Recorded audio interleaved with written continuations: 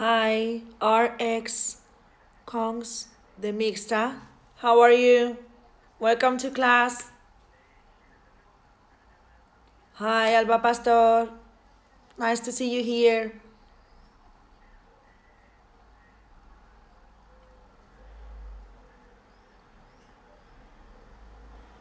How are you, girls?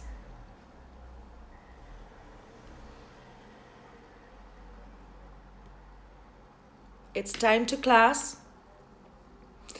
My name is Cristina. I'm an English teacher from Aula Abierta, and today we're going to talk about tips that you can use in your B2 exam by Cambridge. I'm going to wait for more students.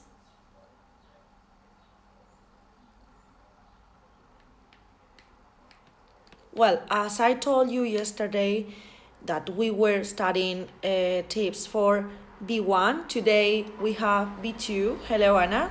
How are you? We are going to know more tips that you can use in your B2 exam. And for that reason, I take this book, First Certificate of English. I think it's very important to know one of these books to understand how many parts you have in the real exam, the time that you have, some tips that you can see, you can find here in this book. So, well, last week we were talking about listening, but today we're going to talk about our reading and writing. Okay, I remember that. Reading and writing, B2, Cambridge. So, what do you think about the reading and writing? Is a difficult part? It's hard to read during a lot of time? I think yes, because it's not our language, okay? And so it's a little bit difficult. You're going to see we have 7 parts in this reading and writing. Reading and writing. There are a lot of text types and questions. From parts 1 to 4, you read a range of text and do grammar and vocabulary tasks. From parts 5 to 7, you read a series of text and answer questions that test your reading, okay, your reading ability. And there are different types of text. They could be newspapers, magazines, journals, books, promotional, informational material. We will say, don't worry, don't be nervous. There are a lot of activities here in this video. And we're going to see part 1, part 2, part 3, part 4, part 5, part 6, and part 7. Hello, Tico, how are you? Happy birthday. I know it was your birthday last week. So, happy birthday. Hope you enjoyed your day. So, we start with part number 1. I have here my references. And I'm going to show you what kind of part is this. I think it's important to see one of these parts. Look, I'm going to show you. Is this? Yeah, the reading. Okay, Tico. Okay, this is part number 1. I don't know if you can see here, like this. It's a text with some multiple choice questions. You have here the questions. The questions from 1 to 8. And you have A, B, C, or D. Hello, Lucy. Hello, SV, Sarian. I don't know if it's like this. Okay, so you have 8 questions and each correct answer is 1 mark. So this is part number 1, a short text, and you have to answer with one of these options. Choose the correct answer. Tip: you should practice this part with your vocabulary, collocations, shades of meanings, and phrasal verbs. Phrasal verbs. I know that you don't like phrasal verbs. I don't like phrasal verbs, but you should study phrasal verbs. You don't have a clue to study phrasal verbs. Not for me. That's part 1. That is It's easy if you know the collocations of phrasal verbs and the meaning, the vocabulary. Okay, it's enough. Now we continue with part number 2. I need to look at my references because there are a lot of parts and I don't remember some of them, so sorry. So let's go. I'm going to show you what is part number 2. This is difficult. Look, it's here. This is part number 2. It's a text in which there are some gaps, if you can see the gaps, each of which represents one missing word, and you have to think of the correct word for each gap. So it could be maybe a verb, an article, a pronoun. Well, there are a lot of words that you can put here on the gap. So there are 8 questions, and each question is 1 mark. I think this is one of the difficult parts. It was for me when I took this exam. Now, my tip to do part number 2, develop your grammar and vocabulary. No more. Okay, so you need to study. You should review everything, all the grammar, present, past, future, conditionals, articles, pronouns, phrasal verbs, okay, prepositions. Yeah, prepositions in this part. It's very important. Now, we continue with part number 3, and I'm going to show you what is in part number 3. This is an example, okay? This is part number 3. And I'm going to read you. It's a text which containing 8 gaps. Each gap represents a word. At the end of the line is a prompt word which you have to change in some way to complete the sentence correctly. So you are going to see the text, and at the end you can see one word. For example, you have here memory. Read that sentence, the complete sentence, and try to understand which word fixed here. So here is National Bike Week was celebrated last week in a memorable way. So memory, memorable way, okay? This is one of the difficult one too. Was for me, because you need to understand all the grammar, all the words. So my tip, practice your vocabulary, practice your grammar. This is the tip. Now we continue with part number 4 that I like a lot. It's use of English. We call in Spanish sometimes, well, I don't, but some people say rephrasing. So that's use of English in English. So this is part number 4. As you can see, there are questions that there are sentences followed by a keyword and a second sentence with a gap in the middle. You have to use this keyword to complete the second sentence so that it has a similar meaning to the first sentence. So for example, you have here one sentence: a very friendly taxi driver drove us into town. And then you have the keyword driving, and you have to write, we were driving to town by a very friendly taxi driver.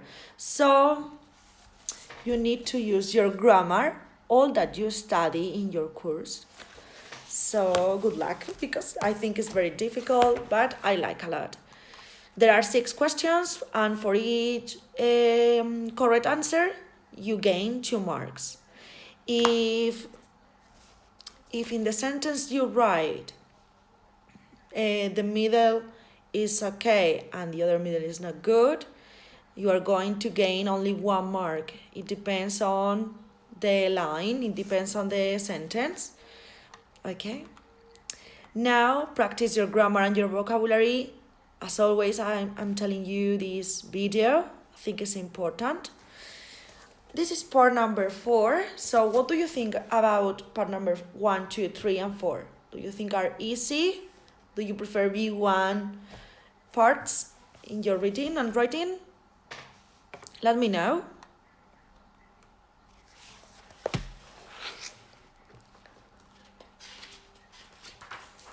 Okay, we continue and we start with our readings. Okay, our readings. I'm going to show you part number 5. As you can see, there is a text here. Yeah, there is a text with some multiple choice questions. Here are the questions with A, B, C, or D. Okay, and for each question there are 4 options. I told you before, A, B, C, or D. So there are 6 questions, and you need to choose only one answer. So 2 marks per correct answer.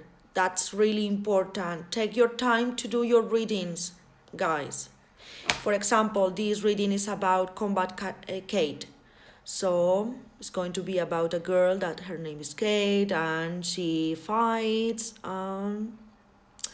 I think the vocabulary is more difficult than in B1. Well, I think. So you need to practice at home with other readings. I think it's important with other books, newspapers, magazines. I told you before, it's important. You can gain a lot of marks in these readings if your use of English is not good. Now, part number 6, because we finished with part number 5. Wow, part number 6. This is a problem. You will see. Can you see here? Yeah. A single page of text with some numbered gaps which represent missing sentences. Missing sentences, okay? We continue. So, after the text, there are some sentences which are not in the right order. These are the sentences that are not in the right order. You have to read the text and the sentences and decide which sentence best fits each gap. Okay, so you need to complete the text with one of these sentences. So, there are 6 questions and you get 2 marks for each correct answer. Normally, people are nervous with this part because you think it's going to be easy. And one of the tips that I can tell you is read all the text and then underline the words that, for example, the word that, this word at the end and this word before and after the missing word, the missing sentence, I think could be useful. That's part number 6. So you have to understand the structure of the text. I'm sure, yeah. Yeah. Okay, so let's go. We continue with the last part, part number 7. This is like a game. I told yesterday in B1 video, and it's like a crossword or something like this, like a puzzle. Look, this is part number 7. As you can see, it's a series of statements followed by a text divided into sections or several short text. Okay, if you can see here, you have to match each statement to the section or text in which you can find the information. For example, you have, in which section does the writer mention feeling satisfaction that her determination resulted in better performance? So you need to read the text and you have to choose the correct one. That is the end of part 7. That is the end of the reading and writing exam. So, I forgot to tell you. There are 10 questions and for each question you gain 1 mark.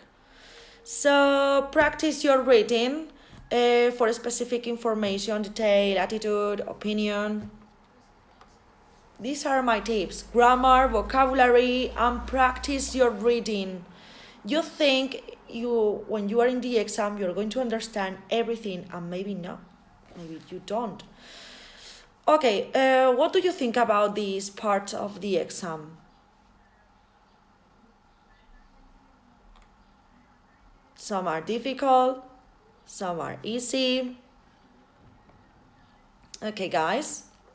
Well, we finished the class. Thanks for watching me. Hello, Isabel Lopez. We're going to finish the class, but you are on time if you want to know more things. We were talking about reading and writing B2 exam by Cambridge. We were talking about the 7 parts that we have. We have reading, we have use of English. It's important to know your grammar, your vocabulary. You need to understand everything and practice, of course. I have to tell you some things. For example, in my experience, it's better that you buy one of the books by Cambridge to practice your test, your full test.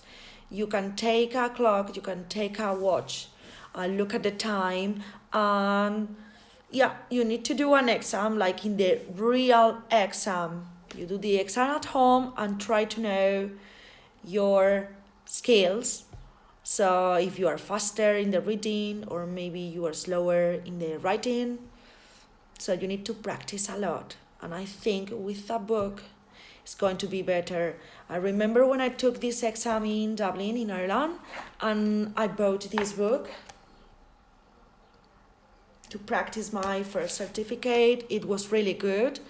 I know these kind of books are not very expensive, but if you want to buy the CD too, it's going to be more expensive, I'm sure. So this is one of my tips. More things. Don't leave the gaps without an answer. Answer everything in a Cambridge exam. Okay, it's very important you know that.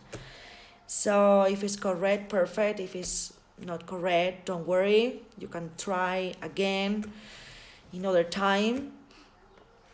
More? Well, we finished the class. Thanks for watching me every day. I know that on Wednesday I don't have a lot of followers. I don't know why. I don't know if maybe it's because you don't like B2 exam. It's very difficult, but you can do the exam. I'm sure you are going to pass the exam. More things. I'm very happy to see you every Wednesday. Well, every week. Because remember that I'm here every Monday with the kitchen. With my kitchen, I'm doing healthy food in my kitchen. Then on Tuesday, I'm doing some videos for B1 exam. Then on Wednesday, like today, we are talking about B2 exam. On Thursday, Greenman tells us some stories, some fun stories. On Friday, it's a Spanish class, wow! And we try to make some funny origamis with, well, like animals, pigs, foxes, or dogs, cats, whatever.